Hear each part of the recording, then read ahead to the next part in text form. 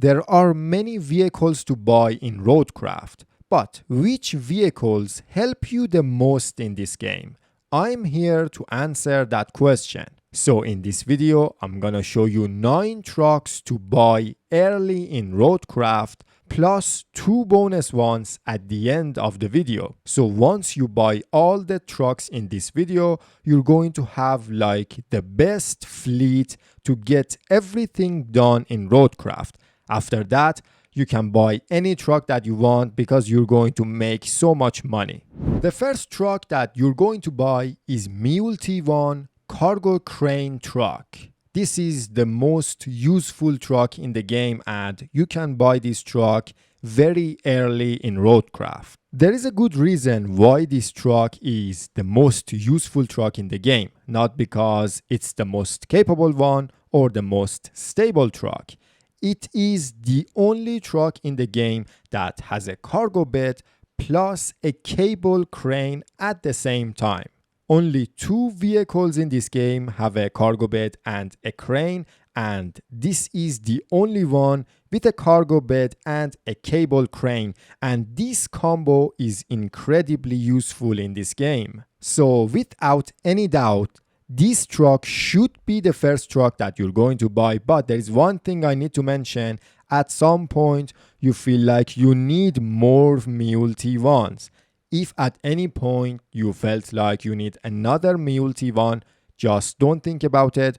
Go ahead and buy another Mule T1 because right now, this is the most useful truck in the game. The second truck that, if you have it, you should buy it, it's extremely good, is the Aramatsu Bowhead, the tracked heavy dump truck. This thing is a beast and it's an incredibly useful beast. So here is the list of all the things that you can do with this vehicle, and believe me, this vehicle is really good at everything on this list. First of all, of course, it's a dump truck. You can use it for pouring sand, and the sand capacity of this truck is 20 tons. Other than that, you can use the Aramatsu Bowhead for delivering cargo. You cannot strap the cargo on this truck, but you don't even need to. The cargo is safe and secure. You can use it for delivering many different cargos, and especially when you need to deliver a lot of cargos. This truck is very stable, so no amount of cargo can make this truck tippy. Other than that,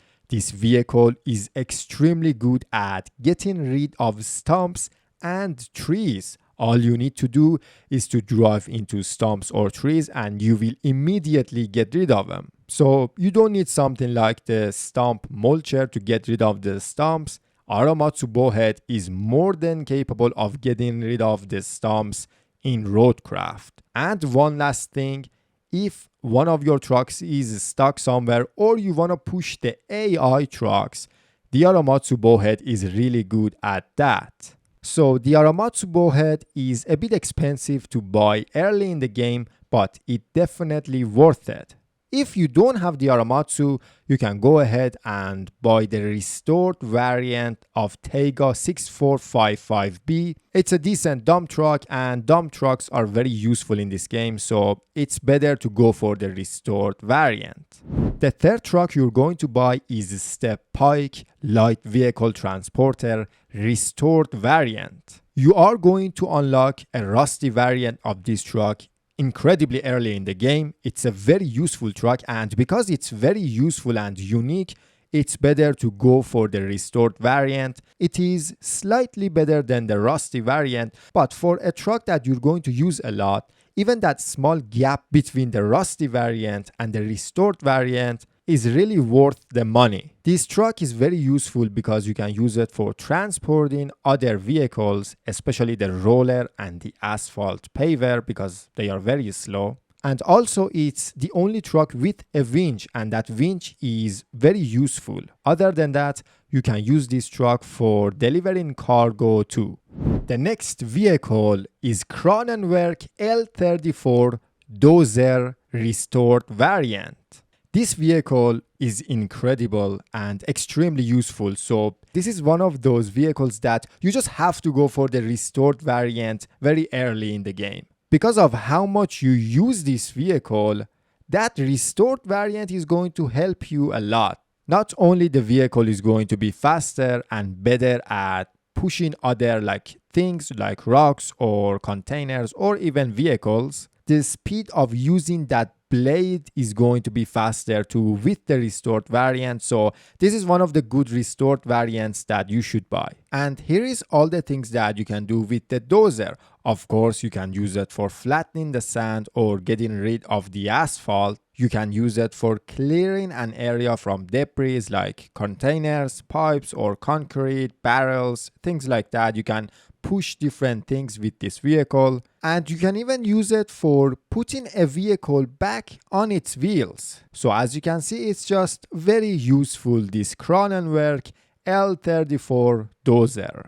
The fifth truck you should buy is another restored variant of a truck that you already have, Zig 605E Heavy Equipment Transporter. The extra power and speed you're going to get with the restored variant of Zig 605E is incredibly good. So with the restored variant, you have an easier time transporting vehicles or delivering cargo. Definitely one of the best trucks to have in your fleet is this one. And I don't know why, but the restored variant of this truck is just so much better than the rusty one. Maybe I'm wrong, but it feels so much better.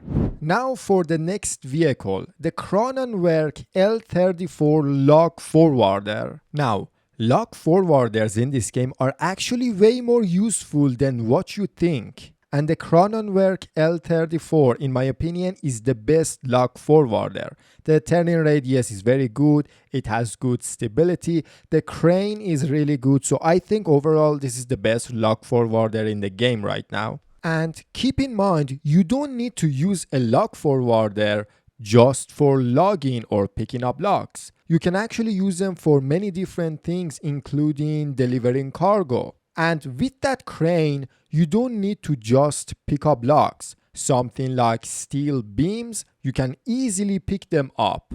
And even some of the debris around the map, you can pick those things up with the crane of this vehicle. And again, we have only one truck with a cargo bed and a cable crane. So it's a good idea to add more trucks to your fleet. Even if they are not like that traditional truck, a cargo bed and a crane. Now, this Kronenwerk is really good at delivering cargo, especially if you are carrying something heavy or you wanna deliver like 10 or 15 steel beams. And also, this vehicle is really good at carrying pipes, way better than something like Mule T1. And the overall performance of Kronenwerk L34 is better than Mule T1, especially under heavy load, but I think Mule T1 is a bit faster than Kronenwerk. But genuinely, this vehicle is very good. Do not overlook this vehicle just because it's a log forwarder. The seventh vehicle to buy is the best crane in the game, the EPEC HWC 945 Heavy Mobile Crane. It has the best boom length and the best lifting power among all the cranes in this game. And this truck is very nimble. It's very easy to use this truck in areas with many debris. And when you want to clear an area from those big pipes or containers, this truck is the best choice. It's not really that good at pushing containers or pipes, but when it comes to picking them up with the crane and putting them somewhere outside of that yellow area, this is the best crane to use. It has a very good reach and it's very good at picking up very heavy things. When it comes to picking up something very heavy, the other two heavy cranes in the game, they cannot even compete with this crane. And the anchors of this vehicle make that vehicle incredibly stable when you're using that crane. And when you want to move some cargo with the crane, you don't want to put it on a truck. For example, you're near a factory and you want to bring this very big pipe to recycle it, or you just want to deliver a cargo to somewhere nearby. This crane is not bad at doing that either. It is very stable. The next vehicle is Greenway 740 Cross Cargo Truck. This truck is absolutely amazing. If you want to deliver tons of cargo, like a lot of cargo, this vehicle is the best choice. I believe this truck has the best and the biggest cargo bed in the game. I think some other trucks, like that Azov truck, the cargo bed of that truck has the same length of this one, the Greenway, but the cargo bed of the Greenway is way wider. So it's easier to deliver pipes, steel beams, concrete slabs, logs, any cargo you say. This truck is really good at delivering them. Under extreme load, the performance of this vehicle is not that bad. This truck is extremely stable. The frame of this truck is really strong and good for delivering a lot of cargoes. And the performance of this truck is really not that bad. It is not as fast as something like Mule T1, but if you put that amount of cargo on Mule T1 that you put on Greenway, Mule T1 wouldn't be able to even move. But it's not a problem for Greenway. And this Greenway truck has a blade. The blade is very small.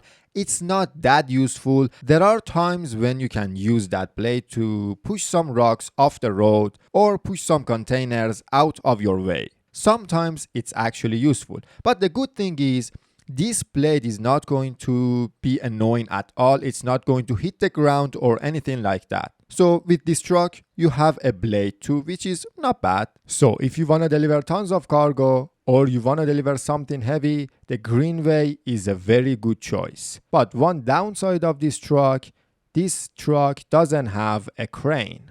And the last truck to buy, Zeek's 605E Mobile Scalper. Now, this truck could be very useful. This truck can give you unlimited amount of sand. But there is a catch.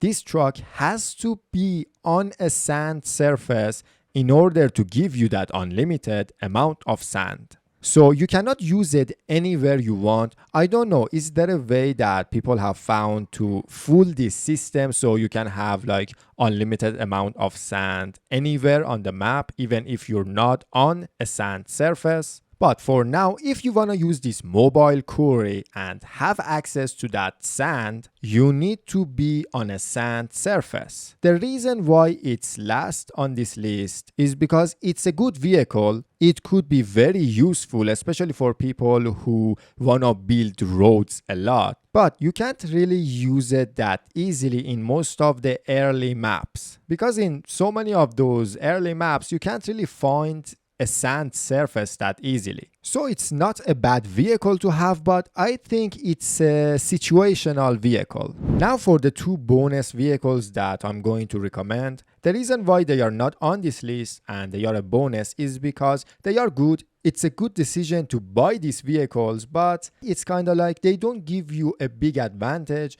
But on the other hand, even if you buy these vehicles very early in the game, you're going to use them for the entire game. The first one is the DS135A Bunker, the asphalt paver. The game gives you a rusty variant, but it's not a bad idea to buy the restored variant. There is not a big difference between the rusty one and the restored one. The restored one is a bit faster, but for a vehicle that you're going to use the whole game, maybe, being a bit faster is not a bad idea. Now, why you're going to use this vehicle the whole game? There is another asphalt paver in the game. It's a modern asphalt paver, which is not a bad asphalt paver either. And you can cover a wider area with the modern one. But there is a chance you're not going to use that asphalt paver all the time, because transporting that modern asphalt paver is not as easy as the asphalt paver that we get early in the game, since it's a bit bigger. You can't use step pike to transport that vehicle. And if you are using the Zeek 605E, you cannot have the roller and the modern asphalt paver on that semi-trailer at the same time. So since the transportation of the modern asphalt paver is a bit harder, there is a chance that sometimes you're just not going to use that modern asphalt paver and you're going to use the DS135A bunker. Now, the next one is Vostok TK53 Crot Restored. I'm gonna keep this one short. Again, the game will give you a rusty variant of this truck, and the difference between the rusty variant and the restored variant is not that much. To be honest, when I'm actually using this vehicle and I'm laying cables, I don't feel any difference between the restored variant and the rusty variant. But yes, when I'm normally driving around this vehicle, the restored variant feels a bit faster. And for a vehicle that you're going to use pretty much the whole game, it's not a bad idea to buy the restored variant and enjoy that extra speed. And that's it for today's video. I see you in the next one.